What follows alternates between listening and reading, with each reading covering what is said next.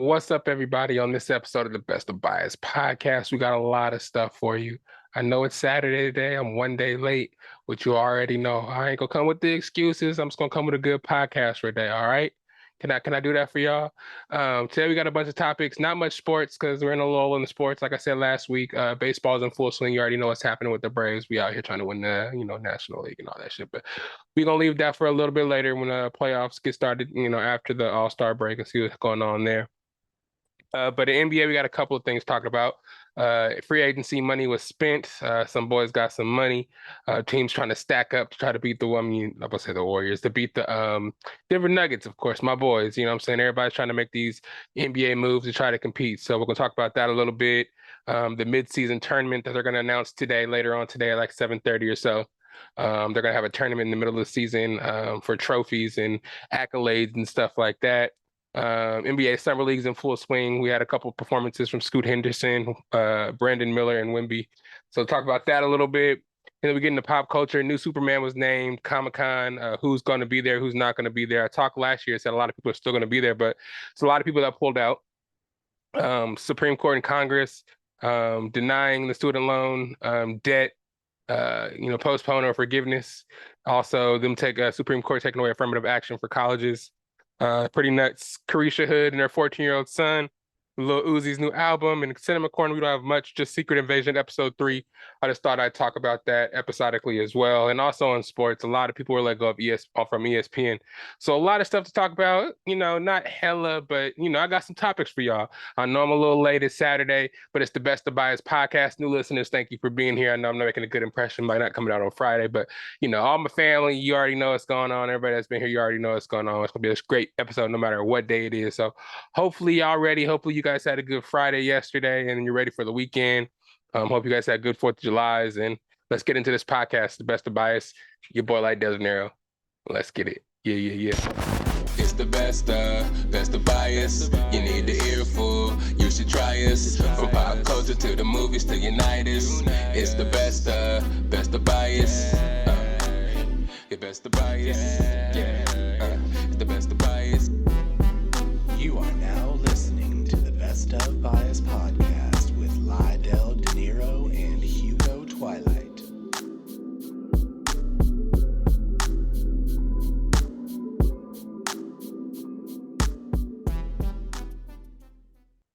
What's up? I'm not stealing that from Martin. It's just me, your boy Lydell Dinero, in the building. Time for another episode. I know I'm a little late. I know it's Saturday.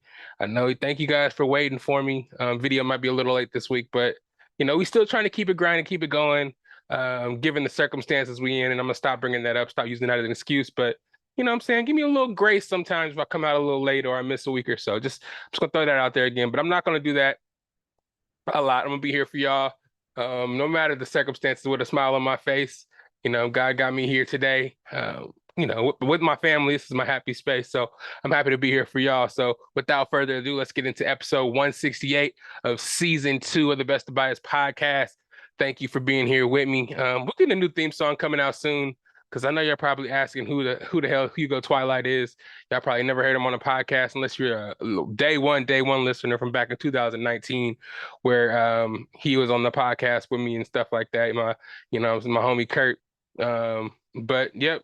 He's not with us no more. I told you guys, well, not in the podcast anymore. Told you guys that when we transitioned a little bit. But so if you guys are confused and you're new listeners, you still haven't heard who Hugo Twilight was. He's one of the founding, helpers to create this podcast. But he just got a little busy and had to bow out. But anyways, let's get into these topics, starting with NBA free agency. Stuff happened. We didn't really expect a lot. Well, we expected a lot more to happen. A lot of more movement, but it seems like a lot of teams locked up their players. The team that actually made the most moves, that made the most effective moves in my book, was the Lakers, man. They were able to re-sign Austin Reeves under what everybody expected him to get. Rui Hachimura was back. Jackson Hayes, the backup center. If you want to play 5 some while AD plays 4, that's cool. They got bruh from the Heat, Gabe Vincent, Bay Area boy. This is a good shooter they need probably for their, I don't know if he'll maybe start, but I think maybe for their second unit, off the bench, some shooting there. They also got Cam Reddish, I haven't really watched much Cam Reddish, after he got drafted, and kind of, was passed around a little bit. He was on the Hawks, got traded to the Knicks. Didn't really do much was he on the Knicks? Forgot what team he went to after the Hawks, but he wasn't really doing much. So, to see him on the Lakers, maybe we revitalized being under LeBron and stuff like that. But yeah, and they also got Tarion Prince. They got a whole bunch of utility players that I think could help them. Last year, of course, they got swept by us, but we were a good team running through everybody. But I know that'll help them a lot more, and they won't start off like they did last season, last place, and have to fight to get back into the playoffs and make try to avoid the play-in and stuff like that. Phoenix Suns still looking formidable. They picked up Eric Gordon to go with Bradley Beal, Devin Booker, Kevin Durant, and they still have DeAndre Ayton. They're trying to get some bench players, but they really haven't moved Ayton yet. One surprise, a lot of people surprised me. Van Vliet going to Houston for like 3 years, 160 mil, something like that. I could be wrong on the prices, but they're pretty high up there. I know Dylan Brooks got like 4 years for 80 million for Houston. Money was Bruce Brown, one of the surprises for me, leaving our championship winning Denver Nuggets and going on to play for the Pacers for 2 years for 45 mil, which was actually surprising. I think that's a little overpaid for him. I love Bruce Brown. He won us the championship, our first championship ever. I'm not even gonna lie. But 45 million for 2 years, man. He wasn't even starting for us, what I'm saying? He averaged like 12 points. He did good in the playoffs, finals and the Western Conference Finals, some big buckets to close out some games. But 45 million, man. I hope he's in your starting lineup. 2 years and he can opt out after the first. It's gonna be crazy. After making like 8 million for 1 year with us. Yeah. He deserves it. You know what I'm saying? No hate for that. Grant Williams, I forgot his team goes to Grant Williams. I think he goes to the Mavericks. The Mavericks are making some moves, man. They got Grant Williams. They got some other pieces as well. They were gonna get Thibault, I think, but the offer sheet was matched by the Blazers because they want to keep him. The Blazers haven't traded Dame Lillard yet, so we don't know. We've been hearing a lot of stuff from his agent that he only wants to go to Miami. Whatever organization else they trade him to, he's not going to be happy. Thus, he's not going to perform as hard. I'm kind of warning other teams to kind of back off and let Miami get him. But the team, I don't know, man. I was watching Summer League today. I'll get into that a little later. Shaedon Sharpe is doing good. Scoot Henderson doing well as well. They just signed Jeremy Grant 4 years, 160. They still got Nurkic. So I don't know if they want to try to play it out, in the loaded West or just trade Dame Lillard to try to get more pieces to kind of build their team. So we'll see what happens with them. The Celtics got Porzingis, signed him to a 2-year extension already. So they're trying to do stuff with him. They're saying the Celtics aren't out of the Dame race. So we don't know what's going to happen there. Of course, we saw Draymond Green sign back to the to the Warriors for how much was it? I think it was another 3 years for like $100 million or something like that.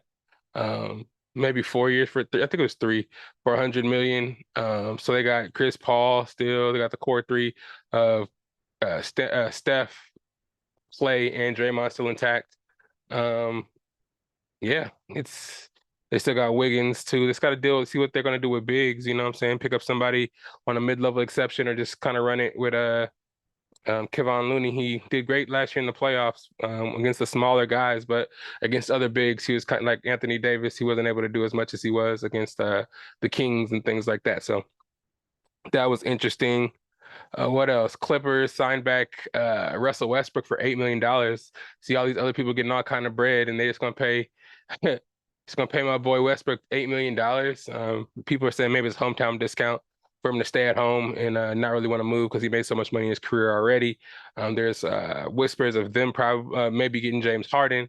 So maybe he's trying to stay around and see if they can build something and took that less money to do so. But yeah, it's crazy that Fred VanVleet can get all that money and Russell Westbrook only get $8 million. You know what I'm saying? And everybody's saying that Dylan Brooks was out of the league, but he just got 4 years, 80 million, and they gave Russell Westbrook just 2 years, 8 million. So it's gonna be interesting. People are speculating maybe Paul George gets traded. We haven't heard any Zion information yet. That girl that Mariah Mills we talked about a couple weeks ago now claiming that she is pregnant, showing pregnancy tests online. So we don't know what's gonna happen with Zion. They need to trade him, get it while the getting is good, because it's gonna be drama this year, especially if he can't play. Hopefully he can play, but yeah, it's getting a little wild. But yeah, it was crazy times of free agency. People were getting paid. Kyle Kuzma got paid a big old bag to stay in Washington to play with the Wizards. Yeah, can't. Oof. LaMelo Ball, 4 years, 260, or the 6 years, 260, whatever the max is. They paid him the max. Desmond Bain got paid the max, like 206 million. People is getting paid, man. The young players, the older players are kind of aging out of the league. So, these teams are strapping up and trying to take the Nuggets model is build your team, pay your players. So when it comes time to make those decisions to go in the championship drive, you're financially able to do so. And your team is kind of well-rounded enough for you to stay competitive. You know what I mean? And that's what happens, it's happening with us. We still got our core four, Aaron Gordon, Jamal Murray, Michael Porter Jr., we still got Jokic, of course, all locked up on contracts. KCP, we still got for at least one more year with young, promising guys like Christian Brown coming off the bench, Peyton Watson coming off the bench. And we still got a whole bunch of people that we drafted and been developing over these last couple of years. Colin Gillespie, a point guard out of Villanova, I believe, got hurt last year before training or before summer league, so he wasn't able to play. Sharpshooting point guard. We drafted a sharpshooter out of Gonzaga, Struthers, who's supposed to be good. Another guy out of Clemson, some 6'8" small forward that got stroked too, and another backup point guard who's able to take over the reins if Jamal Murray has to come out. 6'5". He had a pretty good game today. 12 points, 5 rebounds, 6 assists. For his first game in the summer league, it's pretty good out there in Vegas. But we still got Reggie Jackson we re-signed, DeAndre Jordan we re-signed. We still have Zeke Naji, just some guys that we have to fill in the spots that we need for our backup unit while our starting five is out. We just need three or four people, maybe 5 people for the regular season, and the rotation is going to shrink in the playoffs anyway. So hopefully by then those utility pieces can get enough games under their belt so that they can be because these are players that we drafted that had 3 or 4 years in college already, and they already kind of know what's going on, kind of are older and a little bit more mature. So we're hoping that they can go in and not be kind of rattled by the pace of the game and just kind of fit in to a team that won the championship last year. And we're hoping they can do so. And especially with this mid-season tournament that they're announcing, the NBA is trying to implement a mid-season tournament. I don't really know exactly what it is, but it's going to have bracketing. It's going to count towards your regular season record, and there'll be trophies and stuff passed out based on this tournament. I don't know if it's actually adding games to the schedule or just taking games out of the schedule to throw this tournament in. But if you're listening to this on Saturday when it's actually dropping, I'm recording this on Friday, so they'll probably be giving you more details tonight at 7:30, announcing how the brackets are going to work, how how it's going to be judged, how the trophies are going to be given out, and what counts for what. If the stats are going to count for your regular season and all that as well. But the mid-season tournament that they proposed last year, a couple of years ago, is actually going to happen. Adam Silver said, "Yep, we doing it." I mean, they're already encouraging players to play more games to be eligible for regular season awards like offensive player, defensive player, MVP, all NBA teams, and all that stuff is incentivized on your contract. So I'm sure these mid-season tournaments and all these other games that they're adding to the NBA is kind of trying to get more money for the NBA, of course, and some players might be against it, but the NBA is at an all-time high. And once the playoffs start and other teams are out of the NBA, out of the running for the championship, we kind of forget about all those teams. And I'm saying all the players that may be on these teams for a while, because the playoffs start early and they go a long time. And it gives us some time to kind of forget about these other players and other teams. And once you see them playing in the summer league, once we see, free agency moves and how they're doing in the regular season, it's like, oh yeah, these teams are around again. And these teams are, making some noise. And I think these tournaments give you more access and, more eyes on teams that may not get as much TV time as they used to, because Denver Nuggets didn't really get no notoriety all season until kind of the playoffs. Everybody was like, "Oh yeah, this team is pretty good." So just imagine a mid-season tournament where you get to see Sacramento play, you get to see the Charlotte Hornets play, you get to see teams that you don't really usually see in your markets, just because the tournament's on and every team's gonna be playing in the tournament. We get, as tournament progresses, if a team is really good, low key that you don't really watch, you have a chance to see them and get a watchful eye on them, maybe make some bets for the season. You never know. It could be a good thing. But we're excited to see that. And Summer League. Summer League is going on right now. They had the California Classic. I don't know exactly where it was, but they did. I think was it in Sacramento? I'm not sure. But they had a couple of teams out there playing. Warriors, I think San Antonio did play in that tournament, but Wemby didn't play that tournament. They had the Charlotte Hornets and I think the Sacramento Kings were all the teams that participated in that. I think it was just like 4 teams. But we got to see an early look at Brandon Miller, the second overall pick to the Hornets. And he was playing a little shaky, man. You saw that he had range. We saw that he could get to the rim a little bit, he could distribute a little bit, but he didn't do what the normal number 2 pick in the NBA should be doing right away. And that kind of made some people kind of shaky about it. But yeah, he said that he was just getting the cobwebs off, and now we're in Vegas and the big dogs is playing. We got to see him go head to head against Scoot Henderson. They both did good today. Brandon Miller did shake off those cobwebs. Oh, actually, no, Brandon Miller's playing against Wembanyama today. That's my bad. Scoot Henderson played against, who did he play against? Oh, the number 5 pick, Amen Thompson. So that's who went head up today. And they both had pretty good games. Amen Thompson, 6'7" point guard playing for Houston. Just can have his way on the court. He can guard the team's best player. They can do that because they have so much size on their team that their point guard is able to be 6'7" and guard other point guards, or just shift over to whoever is the best player on the court that they have to guard, and they can just make adjustments. Then they again have Dylan Brooks to shut down some people on defense too. They have Fred VanVleet to actually run the shooting guard if he wants to. You didn't got to handle the ball now, and they have Amen Thompson on the team. But they're all young. Jalen Green, Jabari Smith, Shangoon, Eason. We saw Eason playing today too. Big man that could shoot and just dunk on people. It's kind of crazy to see. Scoot Henderson, you saw that he has promise in the NBA for sure. 15 points, did a lot of his damage in the first quarter. Second half kind of slowed down, took him out early in the second half, and then he played a little bit of the third, didn't bring him back in much in the fourth. So he got about 15 points. His prop points were 18 and a half, though. I was kind of mad about that. But Amen Thompson, his points were 15 and a half. He got 16. He's good. Getting to the rim, he was a little passive, wanted to pass more than actually score. But once he did get to the rim, he had some crazy finishes, was able to, of course, everybody's point guard is not going to be 6'7", so he was able to get around smaller point guards to get to the rim and stuff like that.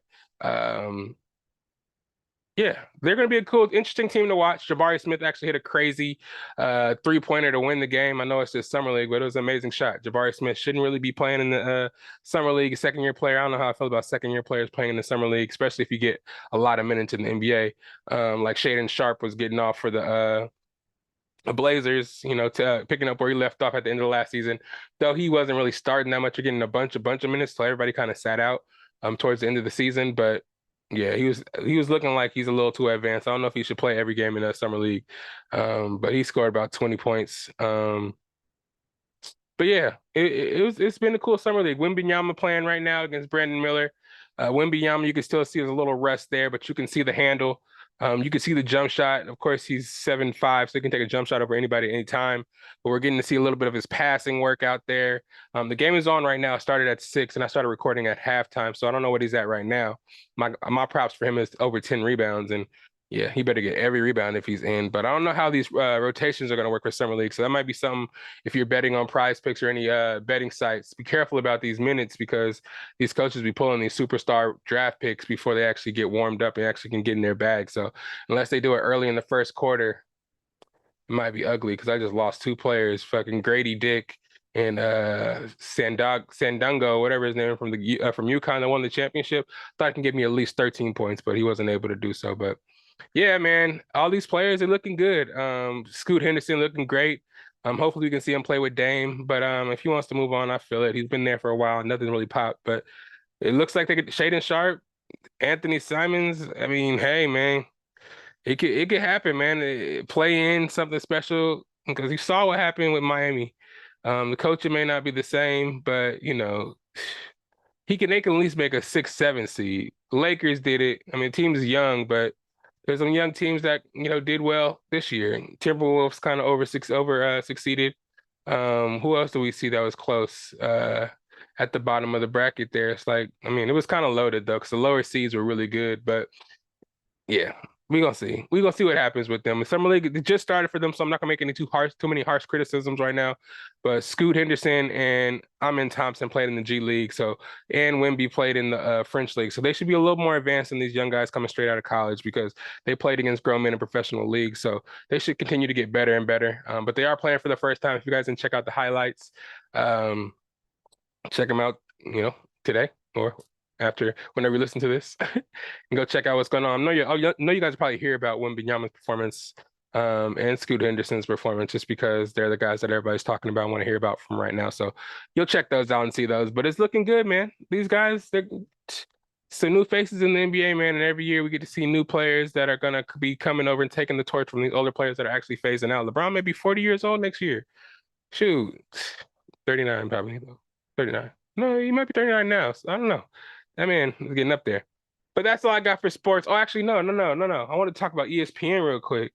Man, ESPN just fired everybody. I don't know what's going on over there. I mean, they have all the money in the world. They with Disney and shit, so they got to be getting paid. But they decided to lay off a lot of well-known sportscasters, though some of them may not have been the best or needed, should have been having the job in the first place. But they're letting go of some good sports heads. Let me name a couple: Jalen Rose, Jeff Van Gundy, Keyshawn Johnson, Todd McShay. We're letting go of Tom McShay. What are we gonna do for the mock drafts? I know what's the other brother's name? Todd McShay and I can't believe I don't know his name, but it'll come to me later. Max Kellerman got fired. Susie Colbert, Ashley Brewer, LaFonso Ellis, Rob Ninkovich, man, David Pollack from the college football analysis. But why are they firing him? Matt Hasselbeck, Jason Fitz, June Lee, Steve Young was fired as an NFL analyst. Nick Friedel. And who's the last one here? Jordan Cornette. That's like, what is that? 4, 5, 10, 15 people. 15 people fired from ESPN, well-known people. I don't know if they were asking for more money. I don't know if they were doing their own thing and they didn't have much, have much like what's the word I'm looking for? As much allegiance to ESPN as the other people that work in there that'll just work every show and don't care about the hours and don't care about living in Bristol, Connecticut and stuff like that. Maybe these people were just feeling like they wanted to move on, or maybe just ESPN is trying to save some money. It makes Stephen A do all the other shows. You know what I'm saying? I guess they're just going to move these people around that used to guest host on these shows and just give them their own shows. JJ Redick, Jay Will, Kendrick Perkins probably going to move up a little bit. You know what I mean? None of the female hosts that recently got hired didn't get fired, and that's good. Women of color staying in their spots. They're doing really great. Malika Andrews, Roz, Monica McNutt, everybody out there that kind of fills in for when these talking heads can't make it. But they still got Mad Dog. I don't know. Mad Dog and Kendrick Perkins, the guys out there just being hella controversial, saying stupid shit. The ones they keep the jobs for. But man, shout outs to everybody that got laid off and hopefully they can find jobs. Just seems like ESPN and Disney and just everybody over there just laying off a bunch of people. And I mean, they're making a whole bunch of money. They're pretty much the conglomerate of sports, them and FS1, but they just want to let everybody go. I mean, maybe they're making money for Shannon Sharp to come over there because they got to pay him a big bag to join First Take or something. Who knows? But it's just wild to see all these people going. Max Kellerman, even though his show it came on kind of like after all the good primetime shows and he didn't really shit, he fired him just straight up. Keyshawn, Jalen Rose, I understand Jeff Van Gundy because every time they brought him on, he was just talking shit about the referees and the NBA and how people don't call fouls and the rules. And yeah, I was tired of hearing all that shit. But everybody else, Matt Hasselbeck, like yeah, it's getting wild. Rob Ninkovich, man, I guess he was just a guest commentator too. Popped, I don't know, man, that's crazy. But yeah, again, shout outs to them. Hope they land on their feet. I know they probably got a whole bunch of other ventures going on that helps too. And ESPN was the main paycheck for a while, but I don't know. I wish them the best. I wish them the best. But next, moving into pop culture, we got the new Superman. DCU finally announced their new Superman and Lois Lane. Not too sure who these people are. Not really familiar with them, but maybe you guys are. I do this for y'all anyway, so you know what I'm saying. So for Superman, this guy named David Cornsweet, actor, playing Superman, the new Superman, new Clark Kent. He guest starred in House of Cards for a while, and he's most recently was on We Own This City on HBO Max, now Max. I've seen that show recently. I don't really know who his character was, but he's going to be our new Superman. Some people kind of felt a little ways about this because they still feel like Henry Cavill should be Superman, but I'm sure, we'll get used to this guy. He's young. He can grow into being Superman. And I'm saying I believe in James Gunn. I'm hoping that he can go over there and recreate this DC, because DCU, I'll talk about it in a minute, has not been doing good with these movies. DCEU has been just throwing out bullshit, and for this year, it has been a whole bunch of train wrecks. But Rachel Brosnahan is playing Lois Lane. She was in The Marvelous Miss Maisel, also in House of Cards. So she's going to be Lois Lane, and we're going to see what happens, man. I didn't watch the Lois Lane and Superman show, but they're putting a big onus on this Lois Lane being kind of going against the grain and being the one that kind of goes after and kind of breaks the rules and kind of puts Superman in some spots, because Lois Lane's trying to be, she's a reporter, right? She's trying to be on the scene reporter and get yourself into a lot of trouble. So we're gonna see what happens. Yeah, I'm hoping that again James Gunn can revitalize this stuff, because DCEU was stinking it up. Shazam 2 bad. Black Adam, bad. Flash, I haven't seen it, but getting a lot of reviews as it being bad, which kind of halted me from actually going to the movie and seeing it myself. Kind of probably gonna wait for it to come out on Max. Probably come out real soon, because ever since that movie came out, I've just been seeing a whole bunch of decreases in sales every weekend after the release, and they're doing bad. They're doing bad. I think the best movie they did that has done good in the movie theaters was Black Adam, and that didn't even, yeah, that didn't even really stick. And Blue Beetle is supposed to be coming up, and their promotion for it's pretty bad, man. It kind of started promotion really late, and yeah, it just kind of seems a little weird to me. I don't think the Blue Beetle is really cool, really cool character in DC.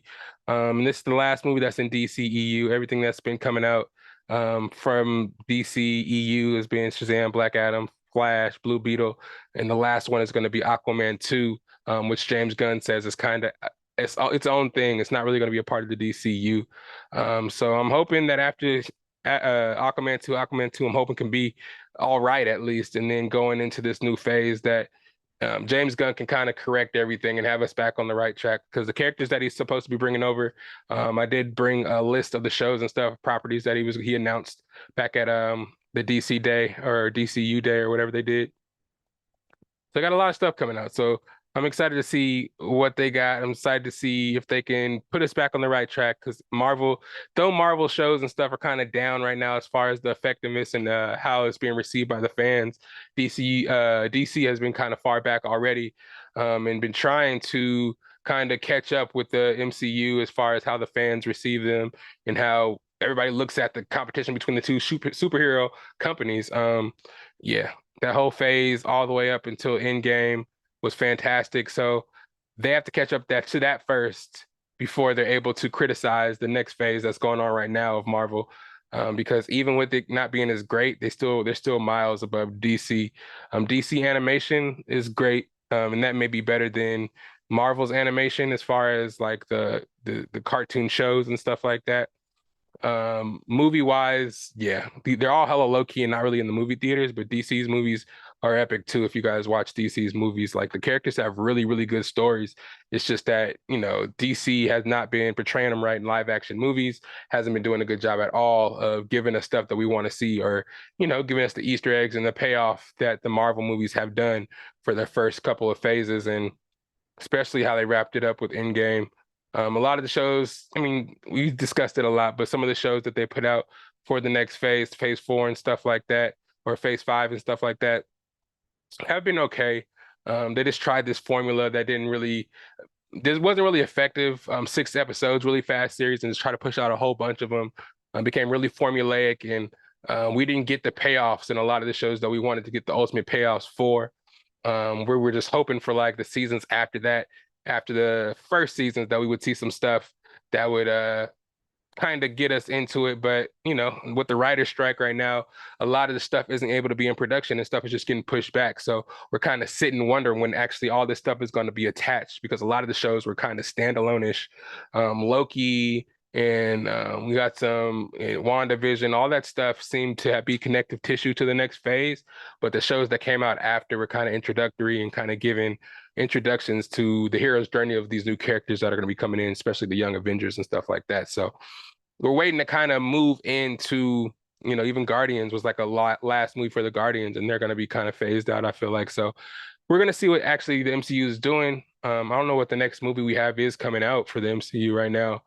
Is it that new Captain America or something?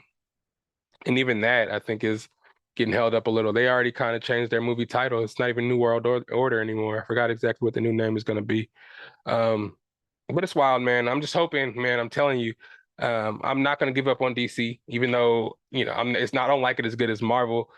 There's no way I can just dump all these characters I grew up with watching, reading comics or watching the cartoons and stuff like that. There's no way. There's too many epic characters.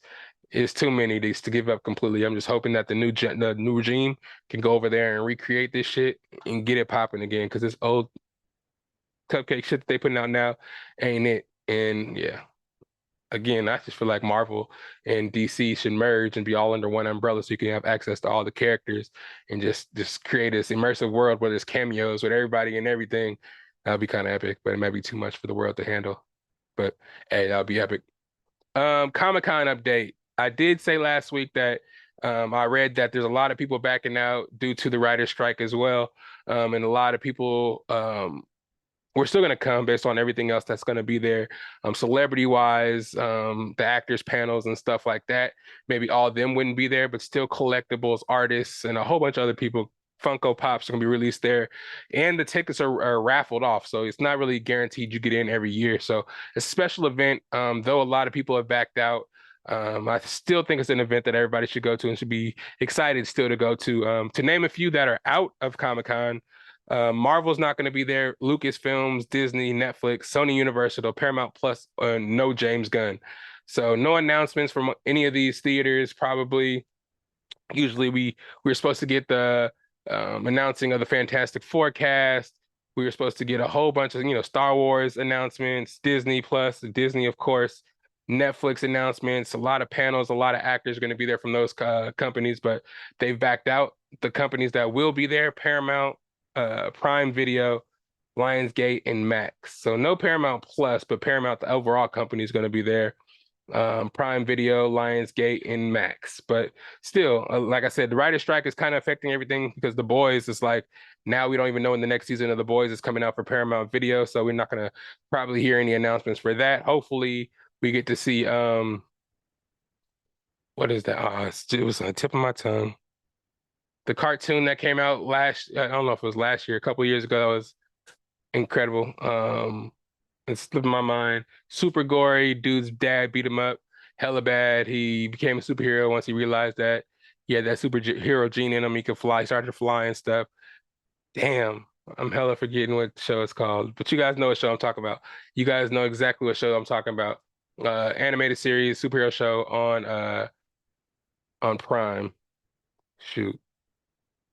It's gonna bug the shit out of me that I don't know. But yeah, the writer's strike has been on for 10 weeks and counting, and it's affecting a lot of stuff, man. And I feel kind of sorry for the people that pay a lot of money to probably see these actors and get these autographs from these actors that were going to be there. And just kind of meet their favorite stars. But, again, I don't blame the writers.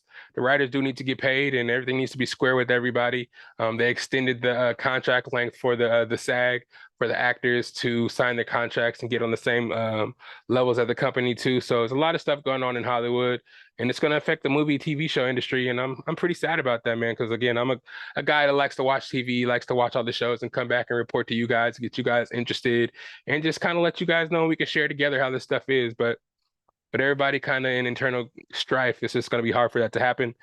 I'm hoping that they realize that pushing back all this Marvel stuff, pushing back all this highly anticipated money-making stuff can get them to see that these actors are really important, and we need to get on it, man. And I support these women, men and women out there, standing up for their rights and trying to get, their money for writing these fantastic scripts for these shows that are making millions of dollars, and they're not even getting paid reasonable wages. You know what I mean? So still waiting on that. Next is super serious. Affirmative action and student loans shot down. by the Congress and Supreme Court. Affirmative action, of course, was with the entry to colleges. A lot of the times we see a lot of colleges filled with white students that either like qualified for the school, overqualified for the school, or just were let in based on their skin color and their application. But it's harder for minorities, Hispanics, Asians, Blacks, Native Americans to get into these colleges, and they only let a few in. So, affirmative action helped a lot of minority students who weren't really given a chance to get into college just based on their skin color. They may have the same kind of grades. They may have a little bit slightly lower, like SAT scores, slightly lower grades and stuff like that. But it's their dream school, and they work really hard with the opportunity they had to try to get these grades and try to get these scores. And, these colleges aren't giving them any chances based on their skin color. People may say that's not happening, but of course we're not in the, entrance, whatever they're called, the registrations, the dean's office, looking at these applications to let people in. But I'm sure they don't, a lot of these schools are limiting the number of minorities they have on campus, and they're not basing it off of how, they're doing in school. They're just like, seems as though they were like, in the past they were. That's why we had these affirmative action rules put in place. They're like, okay, this person's Black, this person's Mexican, this person's Asian. We don't want them here. We want the school, the Yales, the Princetons of the world, the Clemsons of the world to be all white students. You know what I'm saying? Until it comes to the sports, you know what I'm saying? They're gonna have all the minorities on the sports team, but to get in, if you're not a sports star, if you're not somebody that's getting in on some super scholarship, you can't go to the school just because you're a minority. You have the same scores as Jeffrey, but Jeffrey gets in because he's white, and since you're Black and your name is Jeffrey too, you're not getting in just because of that bubble you checked. You know what I mean? It's just crazy, and for the Supreme Court to actually not to pretend like they don't see that. Just look around in the seats that they're in right now, and they can see you need affirmative action to get this stuff right, to have representation of everybody. You know what I'm saying? That's why the HBCUs came together and gave minorities a place to go when they're not accepted to these white schools that are highly accredited. And these HBCUs, the Howards of the world, the Morehouses of the world, have opportunity for them to try to be competitive with these schools and still have a higher class of schooling for minority students, Black students. But they're getting sued by white people for the not being let into the schools, or the harshness of the conditions of the white people that go to these all Black schools. It's like, what are you even saying right now? How are you going to be trying to sue HBCUs, but at the same time saying that, okay, now Black people can't, or minorities can't get into these schools, we're not going to have this affirmative action, this a way for more minorities to get into school to kind of even it out. We're going to have 90% white students and 10% minorities, and we're going to separate that 10%, however we can. 2% Black, another 2% Hispanic, let's get 4% Asian. Like, come on now. It's just wild for people to actually do. First, the abortion rulings that they made, completely crazy, and then the affirmative action is completely crazy as well. It's like, what? I don't know. It just helps so many students get into college and become something better. If you want people to go to college, I think this is something that should be looked at and overturned. Like, come on now. We need that. Especially if we don't have, faculty at these schools, deans at this school that are people of color. It's never going to change and never going to be looked at if affirmative action is not in place. You know what I mean? It's like you're going to skip over all these people of color and just have them go to JCs because they can't get into the school of their dreams, or just get into a second-rate school when they have grades enough to get into these highly accredited schools, and just not let them in based on their skin color. Is just wild. It's just wild. And we're just slipping it under the rug, talking about submarines missing, talking about what? Freaking, I don't know. So all this bullshit, these distractions, and when real shit is actually happening, it's just blown under the rug. I mean, I know people are talking about it, and I know schooling isn't really a big deal for everybody. People are not, college admissions are going down anyways. People want to get it out the mud, watch YouTube, learn how to be entrepreneurs and do all that shit their way. But it makes a difference, man. Also with the Congress blocking the student loan debt relief plan that Joe Biden put in place. You know what I'm saying? Of course, I'm not the most, I tell you this every time when I'm on here talking about politics, I'm not the biggest politic guy. But I'm a person that actually went to school and needed financial aid, went to a couple of colleges, used up all my financial aid, and had to take out student loans. And taking out those loans really helped me in school with funding my apartment, funding my schoolings. The books are expensive as hell. to actually live a life and actually do something outside of town, to come home and go on vacations, and not even the vacation part, just like leave town just to come home and just hang out for a weekend, go to Vegas or something. I wouldn't be able to afford doing anything like that if I just was to go to school and try to live off the financial aid that I had, live in an apartment by myself, shop for myself. But then when I finally do decide to take out those loans to be able to help myself and actually get myself through schooling and able to, thank the Lord, graduate from Chico State, they want you to, return the money tenfold. Because right when you graduate, right when you stop taking classes, they want you to start doing a payment plan. And I actually did that for 5 or 6 years, paying a lot of money. I talked to my people and they said that I repaid all my debts and I don't have to pay anymore because I was in this specialty plan to pay back my stuff. But I'm not too sure about that anymore with those, I don't know if I was forgiven based on this, they're just holding it before they ask me for more money, or it was actually fully forgiven. But now with them, I don't know. If I did get mine forgiven, I'm blessed for that. But everybody that came after me we're in the same situation as far as trying to get all their books for school. I can only imagine school books are more expensive than when I was in college, graduated in 2017. So couple years now. So did I? I don't remember exactly what year. I should know, but yeah, it's just getting wild, man. It's just slowly taking away our rights that we need to actually survive and be what could I say? A functioning society, I want to say. We need people in college. We need to kind of try to influence people to go to college. But with this stuff, nobody's going to want to go to college, and nobody's going to be able to get in if they do want to get into college. And it kind of is, don't call me a conspiracy guy, but it seems like a way to keep everybody uneducated and just keep the white people educated because they don't want nobody to take over power and be more knowledgeable than them. I don't want to say it like that because I'm not the most political guy in the world, and I'm not a conspiracy guy. I like to, be level-headed and take both sides of the situation. But the affirmative action, there's no reason for that to be taken away. And the student loan forgiveness, I think it's not right for them not to do it, to forgive these loans, because that's what Joe Biden was running on his whole first term, and that's why he got a lot of young people's votes, especially when he mentioned that it could be a possibility. So to go back on it now, when I feel like he had a whole bunch of time to try to get that pushed through, it's just kind of wild. It's kind of wild, and I feel like they can just play with this and play with our emotions. And these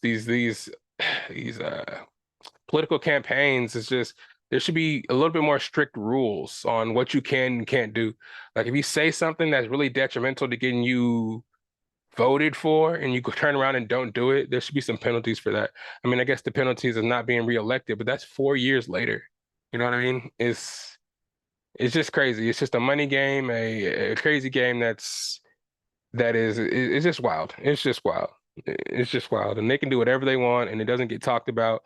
People say they're gonna go to jail. Nobody goes to jail. It's like, what the hell? That's why people strive to be politicians, I guess. I think to myself all the time, why the hell would you want to be a politician and put yourself under all kind of pressure like that? And I see why. You can do whatever the fuck you want. But yeah, man, they need to get it together. Hopefully we can take a look at both of these things and try to get them. I mean, I don't know if we can put it back on the table and try to see if we can get it passed through. I mean, if you're a president, you should be able to do shit like this. Just something little, at least. Stop getting punked for everything and just having the Congress and the House just say no. Like, you should have some kind of power to push things through, especially if you promise the people and the people need it, and it'll help you get reelected next year. By the way, y'all like my little bear brick, 400% over there? I got the 100%. Oh, it's behind me. I don't know if you guys can see it. I gotta actually move. Whatever. Actually, right there. I'm tripping. Right up top. I got the 100% over there, and I got the 400 right there. Yeah, Mr. Incredible Bear Brick. Anyways, yeah, fix that shit, government, because y'all messing us up. But yeah. Anyways, moving on. This one happened a couple of weeks ago. I forgot to even talk about it. The Carisha Hood situation and her 14-year-old son. Carisha Hood, 35-year-old mom, was at a restaurant getting food in Chicago when there's altercation taking place. There's a man, I don't know what he was angry about. I don't know if he felt like he was cut. I don't know if he felt like he was trying to cut and the mom wasn't having it, but they're getting an altercation. And people were videotaping this watching the whole situation take place. And the guy was yelling at the mom saying, if you don't move, I'm gonna hit you. And like, he said, if you don't move, I'm gonna hit you. And he started taking off on the mom, like really assaulting the mom, which was, first of all, everybody in the line should have tried to break that up and stop that from happening. A man assaulting a woman should no way just be something you record on your phone, especially if he's doing what he was doing. But anyways, to move the story on, he had Carisha had a 14-year-old son sitting in the car, which he called and told him to come out of the car and pull a gun on this dude that's trying to beat me up right now. I actually did beat her up. The 14-year-old shot the dude twice in the restaurant. Now as he was running down the street, the mom was like, "Go get him! Don't let him get away! Kill him!" Supposedly, allegedly. The son went out there and finished the job and killed dude. Originally was arrested for, and the name, I'm sure his name is out there, but I'm not going to mention. He's a 14-year-old minor, and that's probably why they're trying to keep his name out of it anyways. At first he was taken to jail for first-degree murder for killing the guy, but then later, once the story became big, he was released on all the charges were dropped. He was able to go home. They're saying that it was self-defense. He's able to protect his mom, and he did nothing wrong. It was the sentiment of everybody that was actually looking at the story and hearing the story. They felt like he didn't do anything wrong. He was protecting his mom. He's a 14-year-old boy. He's a grown man beating up his mom. So, I mean, to get a weapon is probably the only thing he could do to stop the situation from happening. He wasn't going to get the police. Obviously, nobody else was going to help. So he shot that man and killed him. And now, I mean, a lot of people are looking at him as a hero. I mean, again, it's a kid that committed a murder, but people are saying that he did it for the right reasons, man. People have seen and witnessed their mom or somebody in their family getting attacked by somebody. And this is situations what you're supposed to do, especially in the Black culture. Protect your mom. Any culture, I'm sure. Protect your mom and don't let nothing like this happen. And he did his job and made sure it didn't happen, even though it resulted in a murder.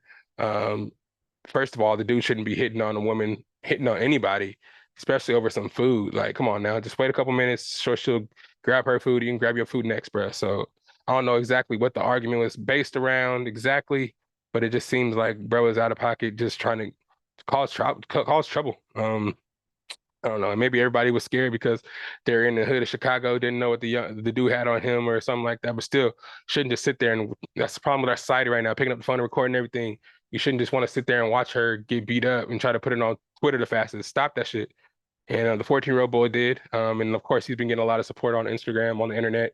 Nicki Minaj said that she would pay for the boy's college since he did what was right. I'm sure that she had to deal with some or witness some abuse in her household or something like that as well. So a lot of people are on his side for doing what he had to do to protect his mom. And I also agree. I mean, you definitely need to protect your mom, make sure nothing happens to her. Anybody in your family, if that shit's happening to him, I feel like you should do something like that. But as far as the mom going out and saying, go chase him down, kill him, I think that was a little far. I don't think she should get any jail time because she was attacked, but yeah, you don't want to influence your son to go kill nobody.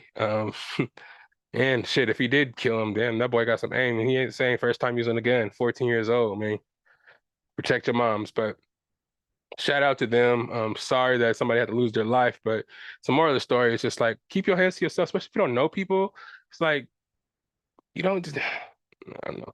Society's going crazy, especially for a man not to know that that's not what he's supposed to do, public or not. Just don't do it. Don't do it. It's like, what the fuck? What are you thinking? But yeah. Next story here, Adam 22 and his wife.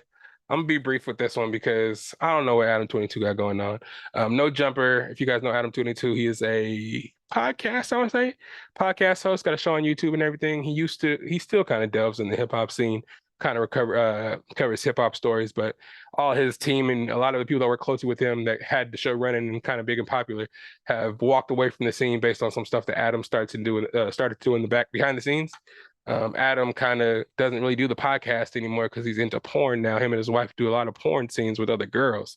But in this particular instance, Adam 22's wife was going to have sex with another gentleman for the first time, I guess. I guess a lot of their porn they have done with other girls and didn't really experience with other guys because it's mostly threesomes. And I mean, Adam doesn't have sex with guys, I guess. I don't know.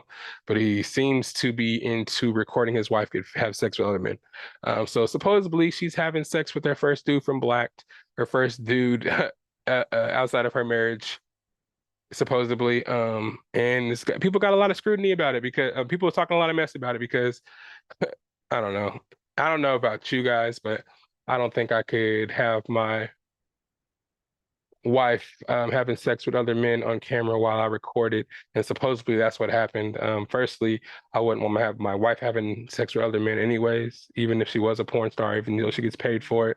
We get paid enough money to have sex with other girls. I wouldn't really, I know it's probably not fair, but if she wanted not to do that anymore, we can talk about that because I do have a successful podcast. But her venturing into having sex with other guys, I don't know if I would want to do all that. I would quit. I don't know. Her popularity came from being Adam 22's wife. I'm doing the porn anyways with him. So her venturing off and just being her own porn star now would be kind of wild.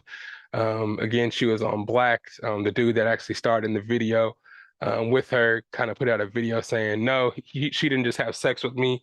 Adam was there recording it himself, watching from the corner and recording the scenes and stuff like that, and she was talking to him all nasty while she was having sex with another man. And she was talking about how yeah, how, good it was. It was just kind of crazy. And people are making fun of him because he's a famous guy and he's beefing with a lot of people. So for this to come out, it left the opportunity for people to make fun of him. He kind of put out a statement afterwards saying that it was kind of weird, but they've had sex together a bunch of times and he's had sex with other women. So it's only fair to let her have sex with other men. And he talked about how her vagina finally got back into place after 4 days after having sex with somebody with such a big penis. It was just really weird. It seemed like he was trying to save face in a really weird way. And the other dude that had sex with her came out and was talking about how he was there and he wasn't surprised at all because he was filming the whole scene and he knew all about it actually being a cuckold. So I don't know, Adam 22, maybe this was a publicity stunt. Y'all be doing shit like this all the time. You just wanted to try to get something out there for clicks, but it's weird to me. What would you guys do? Would you guys let your significant other have sex with somebody in front of you, or just have sex with somebody in general, even if they did it for OnlyFans, even if they just did it for money? What would you say? What would you do? You know what I'm saying? That's just a little brief story there to put in your brains if you didn't know about that. It's not as serious as the other stories I've been talking about, but I just want to lighten up the mood with a little ha ha hee hee. You know what I'm saying? If you guys don't know about that story, go look it up. Next story, Lil Uzi Vert's album, the Pink album.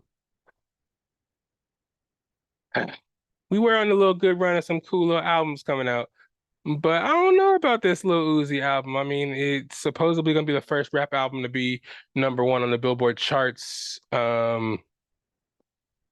Maybe the youth just took this one over. Maybe it's another example. I talked last week about me being a little too old to get into the new. I mean, Lil Uzi's not new. I love Lil Uzi when he first came out. But when he started getting to this more so rock and roll thing, going over a little more into the Playboy Cardi side, it's kind of just getting weird for me. Just the noises he's making throughout the album. He's not even really rapping, just yelling and shit and repeating the same kind of stuff over like I always like little video game beats that he did, but mixed with the rock and roll themes and that he's doing. Sorry about that, audio listeners, but that shit that he does for 6 minutes through every song is just wild, man. Just rap, bro. But again, I guess there's a market for that because his album's gonna go #1. Me personally, I can't even tell you what song I like the most on that album, and I haven't even listened to the whole thing yet, man. It's a long album. It's like 24 songs or some shit like that. And it's like once you get through a lot of them and they all sound the same and they're not your vibe, it's like I can't make it through the rest. It's just not my style. And I'm not gonna go out there and say Lil Uzi Vert sucks or anything like that. He's not a popular rapper. He fell off or nothing like that. I mean, he's just doing what he needs to do to play to his fan base to make him some money. And I mean, obviously resulted in being the #1 rap album on Billboard right now. So I don't know, man. I'm just waiting for music to get back to how it was. I mean, music now is, there's some good albums that are being released. Of course, the Gunna album I really like, but the replay value, I don't know, it's just kind of falling off now. It's like rappers nowadays will do an album, have it hit for like 3 weeks and then disappear for years. We need some consistency now. I know it's harder to, have that lasting effect with music. So we're gonna need everybody to kind of push and put out some music, work harder. I know people can probably used to be able to skate off an album and just sit around, like I said, for a year or so, wait for the next one to drop. But these albums that everybody's putting out now, everybody's not putting out front to back great, good music. You know what I'm saying? So we need that work to be put back in the artistry, the individuality, the stuff that I talked about, Bow Wow was talking about last week. Like, though it may be hard to make an album and get a whole bunch of masterpiece songs out on one album, spread it out. You know what I'm saying? If you don't get them all on one, just put out another one a couple of months later. Because I know you're busy as an artist doing tours and other stuff as well, but if you're a music artist and your job is to make music, I'll just be locked in the studio, trying to come up with the next hit all the time. I know you need time to break and time for vacations and stuff as well, but the fan base is who pays you. Making them wait for a long time and stuff like that. I mean, tours are good because you could eat off the tours and your fans get to see you and stuff like that. But we still need the music, you know what I mean? We love when people go on a run and do like all their classic songs at the concerts and stuff. But when you put out new music that everybody loves and you go and perform that song at concerts, I feel like there's nothing better than that. Then you hit them with the old school stuff, and man, it doesn't stop. You know what I'm saying? But there's like I feel like the effort now is not really put in once you're established. You just kind of get established and then you just put out whatever you want because you feel like you can, based on your past, accolades and stuff like that. Lil Uzi's album, again, I don't know, man. If I'm giving it a number out of 10, I'm probably gonna give it a 5. I may have to listen to it again. It's just the Pink album wasn't for me. You know what I'm saying? His other albums and his promotion for this one were great. It's just that I couldn't really get into the music, but maybe I'll give it another listen and have another opinion after that. But go check it out for yourself. You know what I'm saying? Go see what Lil Uzi's rocking with. I just want to rock. I mean, that's probably the only song that's gonna actually be able to have radio play off that album. Like that new song that he performed at BET, talking about Ice Spice. I don't know. The beat was catchy, like a lot of the beats are on his album. It's just I don't know if it can carry me through the whole album and all the songs. You know what I mean? But moving on. Lastly, oh yeah, I wanted to talk about, excuse me, concerts because I just talked about concerts. What's up with people throwing stuff at these artists, throwing phones at the phones, especially at these artists, and expecting them to react in a good way? I've seen, what was it, BB Rexa or something got hit by a phone. I've seen Sexy Red, what's her name? Sexy Red get a phone thrown at her. I've seen Drake get a phone thrown at him. It's like, why are you throwing your phone? One, you're not going to get your phone back. I mean, if you do, you're lucky. Artists, when they throw that shit back into the crowd hella far, I agree, man. Why you throwing? I feel like being an artist, one, is so hard to do. Remembering your words, having a full set list, trying to appease everybody in the crowd, and just stay on track. For a phone to get hit with a phone, to get hit with a phone in general, anywhere, it's just like, bruh, are you serious? I already got paid. I can stop the show and everybody be mad at the person that threw the phone just because you hit him or her, injured the person. And if they feel like stopping the show based on that shit, they will. Like, don't ruin it for everybody by throwing shit out, especially Drake.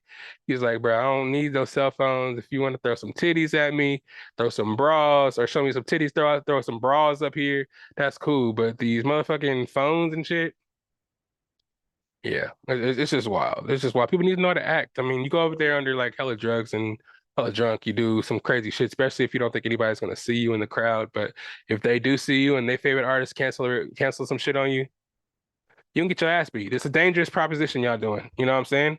Um, you pay a whole bunch of money to go to these concerts, $300-$400 to get good seats.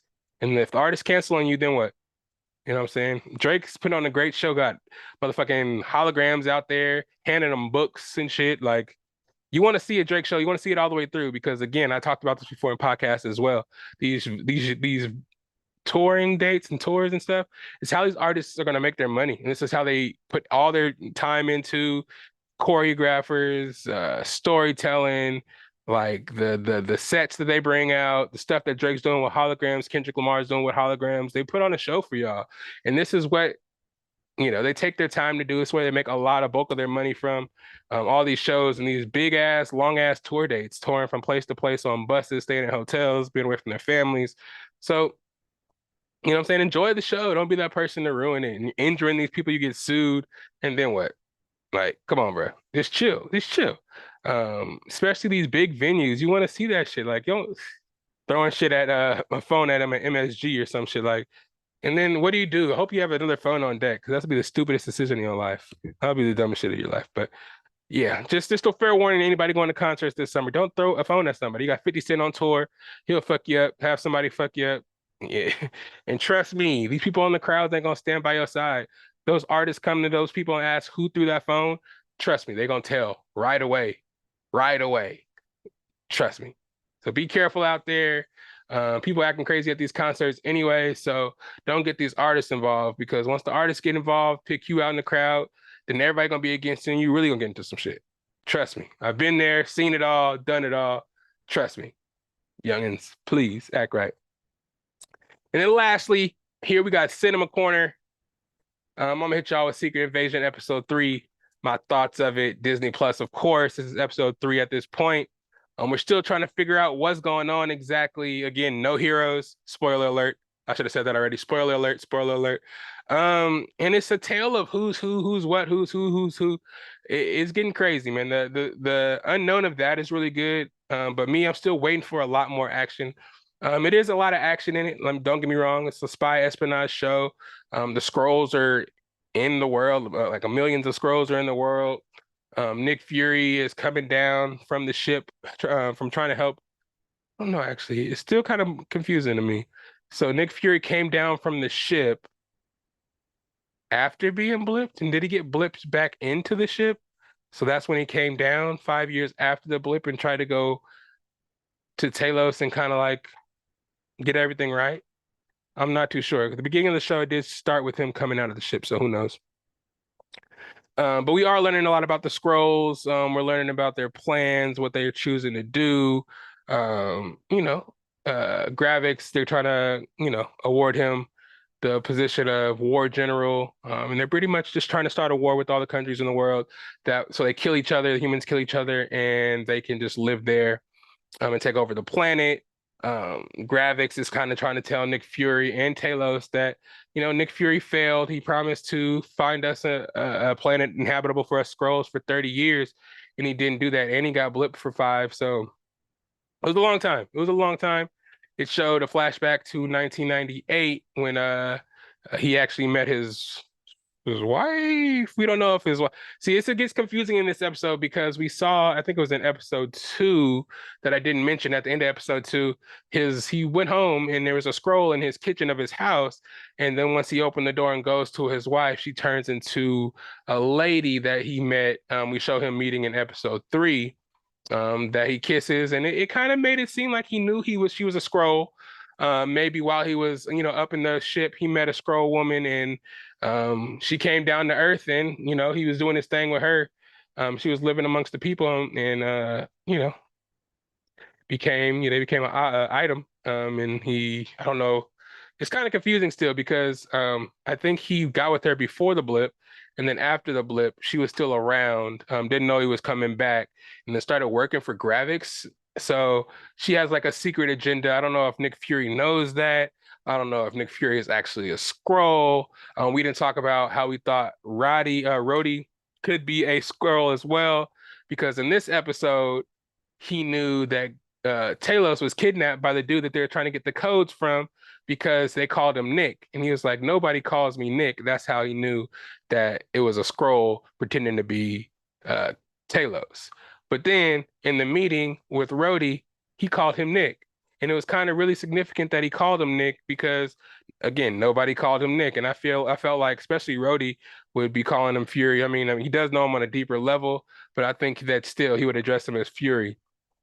Because, we do that in football, you know what I'm saying? We meet somebody and we say their last names all the time. In football, we'll call them by their last name, and it just kind of comes out. And everybody that knows Nick Fury have been calling him Fury forever because that's like obviously what he likes to be called. So for Rhodey to call him Nick, I don't know if it was being disrespectful or if it was something that pointed out that he was a Skrull. You know what I mean? He said, even when I'm out, I'm in. You feel me? So I think he knows that something's up, but I don't know, man. I just don't know because it could be Nick Fury as a Skrull as well. So, man, it just gets really confusing. What else did I write down that this episode kind of showed? It seems like some flashbacks kind of showed that I don't want to say Gravix is his son or his wife's son or something like that, but I feel like he has a special resentment for Fury for some reason. Maybe the lady that he's married to is Gravix's son, or the person that he's married to is Gravix's mom, and he feels like he took his mom, made a promise to them, and didn't follow through with the promise, and maybe she left, couldn't get a hold of Gravix and have him, get on the bright side. So he started becoming bad and he started working for her. Maybe that's why, maybe he threatened telling Nick that he was actually her son. I don't know. It's a lot of theories that I have. They're slowly kind of unveiling what's going on in the show. This show kind of just showed more of Gaia, Talos's daughter, trying to foil a lot of Gravix's plans and still remain under the auspices of being on this team. Um, we saw her get shot in this episode after running and helping Talos stop the submarine from shooting down the American airplane to start a war. That was their intentions. They're doing whatever they can to kind of keep the what's the word I'm looking for? I keep forgetting my words today. Keep the tension up between America and Russia. They're trying to cause a whole bunch of shit happening. You really don't know who's who. These scrolls can turn into anybody. They're fucking super strong and all this shit. But yeah, they just kind of infiltrate this Russian sub to try to shoot missiles at this airplane to stop and to start a war. But Gravix is telling Gaia everything about it. Gaia is passing information to Talos secretly to try to help them foil the attacks that they're trying to do. But eventually in the episode, we see Gaia get shot. But then they kind of fucked it up because in some of the preview scenes for the show, we saw some shit that's in it that hasn't happened yet. So we know for some reason Gaia is not going to be dead. So they kind of fucked themselves by doing that.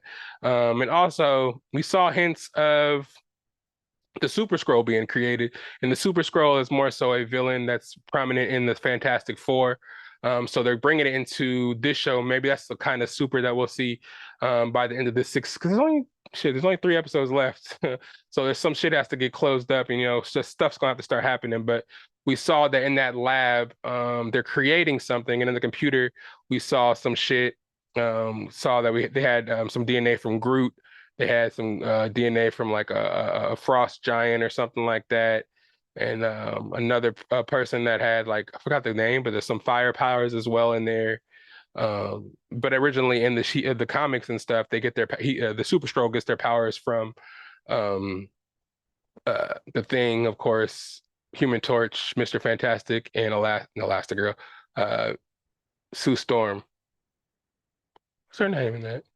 Sue Storm, Miss Invisible, Sue Storm, whatever. Uh, so instead, they switched up the story a little bit, and again gave him like Groot's powers to have him be able to stretch. They have I forgot what power makes them invisible, but they do have the firepower to mimic kind of Human Torch, and another one, the Frost Giant, I guess, is supposed to mimic the Thing's strong strength and durability and stuff like that.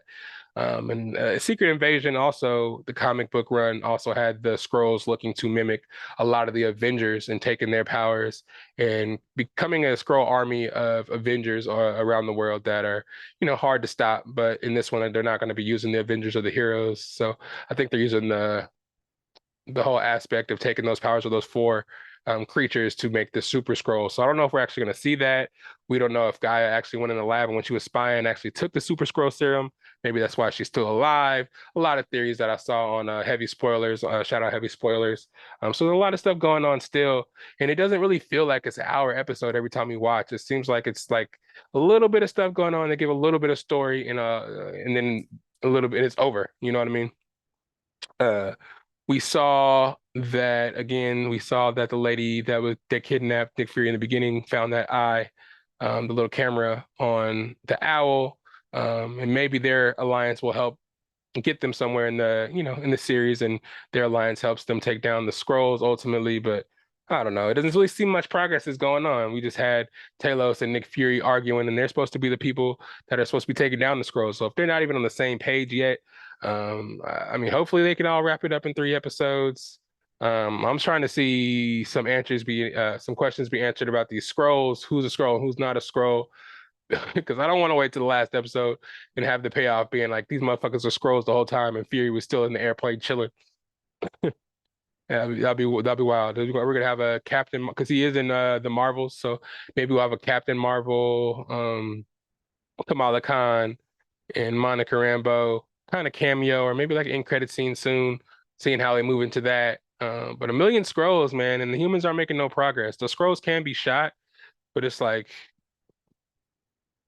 it's just every time somebody gets shot, I'm waiting for them to turn into a Skrull or see if there's actually a real person, because shoot, when they're trying to go to dude's house to get the security codes, the people guarding the house wear scrolls. Like, is there no real people in this goddamn show?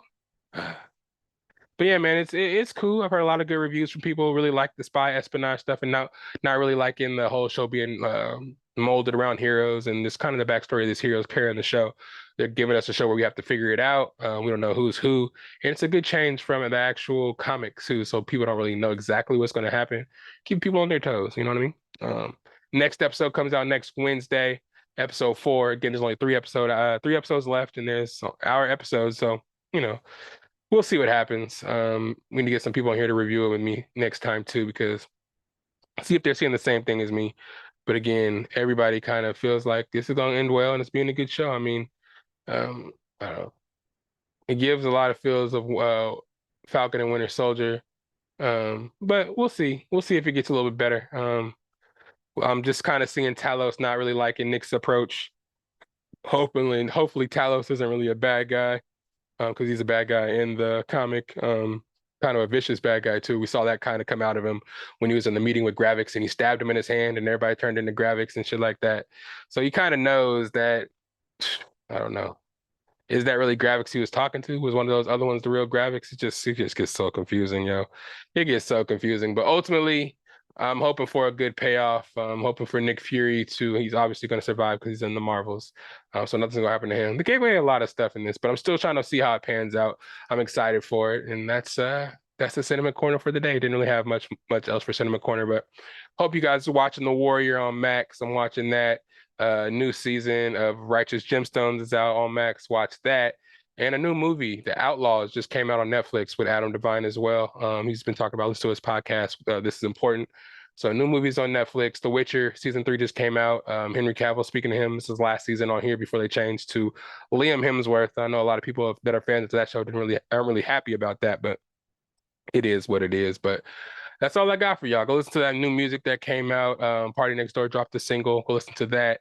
And all the homies with music. Zach, or Layback Zach. We got who else we got? Prince Mula with new tracks out there. All the homies, all the family with music. Go check out AKA's music. Go check out everybody's music, man, because we got a lot of talented friends out there. Shout out Adam. Go check out Adam's music too. Not Adam 22, but homie Adam. What's his rap name? Two Fly. That's what it is. How Fly? Two Fly? How Fly. Yeah, go check him out and hopefully you enjoy it, man. Got a lot of talented friends out there making some music. And if they want to be on the podcast, talk about it anytime, man. We out here we always ready to talk about the next up and coming artists to go out, grace the stage, especially when they're from the area. You know what I'm saying? So that is the end of the podcast for today. You know where to find your boy at. It's SAC_Lydell on the Instagram, Patrick_Lydell on the Snapchat. Anywhere you look for the Best of Bias podcast, you can look at the website. That's bestofbias.com. It's not the slickest thing, but you can get every episode from 1 to 168. You know where to find us on podcast stream, anywhere you find your favorite podcast, Spotify, Apple Podcasts, Google Play, Anchor, of course, even though Anchor and Spotify are kind of the same thing now, but merch, you see I got it on, man. We got a whole bunch of merch still. Hit me up. DMs is still available. I know you guys probably don't see it all the time. I know you guys don't see it promoted enough, but I still got it. Dad hats, trucker hats, beanies, bucket hats, beanies, dad hats, and truckers. T-shirts still. I got a couple right here in front of me. Let me pop them up. Growly in the back, doing his electric thing on the front. The BOBP, excuse me, Best of Bias podcast. We still got one of the big face Growlies left. You see him on the hat, you see him on here. Get yourself a set. Couple shirts left. Only a couple get new shirts made really, really soon. BOBP. A couple of the homies got them. Shout out Sean, Damo. Everybody's repping the hats right now to get you one for the summertime. Got some tie-dye bucket hats coming. A bunch of cool shit. I know haven't been promoting it like I should be, but there's a lot of it pinned up on my Instagram. Both Instagram pages have them pinned up, either my regular SAC page or the Best of Bias Instagram page. That's where you can find a lot of stuff that I'll be posting about what's going to be on the show. And my story go crazy with all the stuff that's happening, all the Best of Bias stuff, all the topics, not all the topics we talk about on here, but we'll have topics on there that will be on here. And there's a lot of stuff that's coming up. I'm trying to. I mean, I don't really utilize Twitter that much, but I know I definitely need to, and TikTok. But Twitter and the new Threads just came out on Instagram, so I might give that a try too. Shout out Mark Zuckerberg. Shoot, that fight might be real. You know what I'm saying? Him and Elon Musk, if they keep playing around with this competition, how Mark Zuckerberg is trying to impede on Twitter's kind of flaws that they have going right now. Everybody's gonna switch over to Threads on Instagram to kind of fight that, but. You know what I'm saying? I might be on both. I just need to do better on my marketing and promoting. But I do thank everybody who listens now. Stickers on the way. I'm be posting them up places. I can have stickers to send to people with their hats and all their merch as well. But yeah, man. Hope you guys like all the podcast expansion. If you guys are going to Comic-Con, enjoy.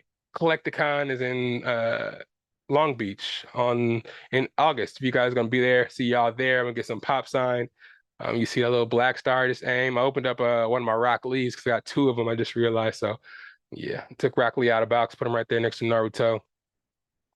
But yeah, man, it's the Best of Bias podcast. Everybody enjoy your Saturday.